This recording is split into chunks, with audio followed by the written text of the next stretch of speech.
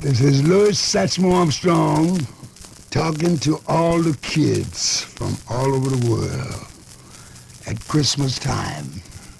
'Twas the night before Christmas when all through the house not a creature was stirring, not even a mouse. The stockings were hung by the chimney with care in hopes that St. Nicholas soon would be there. The children were nestled all snug in their beds, while visions of sugar plums danced in their heads. And Mama in her kerchief and I in my cap had just settled our brains for a long winter's nap. Well, out on the lawn there arose such a clatter, I sprang from my bed to see what was the matter. Away through the window I flew like a flash, tore open the shutters and threw up the sash. The moon on the breast of the new-fallen snow gave a luster of midday to objects below, when what to my wondering eyes should appear but a miniature sleigh and 8 tiny reindeer. With little old driver so lively and quick, I knew in a moment it must be Saint Nick. More rapid than eagles, his coursers they came, and he whistled and shouted and called them by name. Now Dasher, now Dancer, now Prancer and Vixen, on Comet, on Cupid, on Donder and Blitzen, to the top of the porch, to the top of the wall. Now dash away, dash away, dash away all. As dry leaves that before the wild hurricane fly, when they meet with an obstacle, mount to the sky. So up to the house top the coursers they flew, with the sleigh full of toys and St. Nicholas too.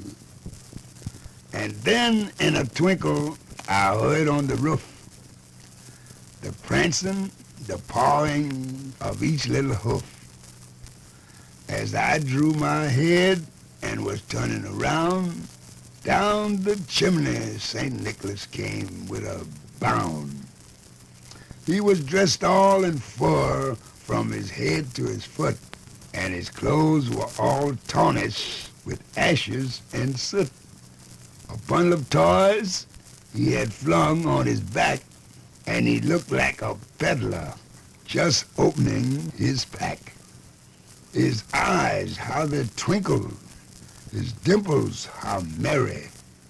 His cheeks were like roses, his nose like a cherry. His droll little mouth was drawn up like a bow, and the beard on his chin was as white as the snow. The stump of a pipe he held tight in his teeth, and the smoke it encircled his head like a wreath. He had a broad face and a little round belly that shook when he laughed, like a bowl of jelly. He was chubby and plump, a right jolly old elf. And I laughed when I saw him, in spite of myself. A wink of his eye and a twist of his head soon gave me to know that I had nothing to dread. He spoke not a word, but went straight to his work and filled all the stockings, then turned with a jerk.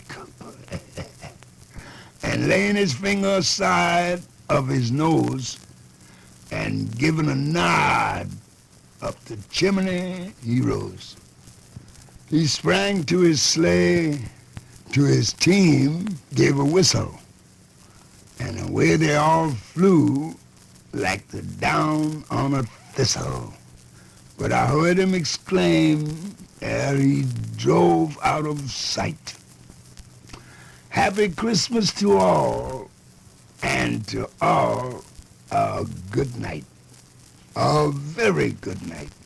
And that goes for Satchmo too. Thank you.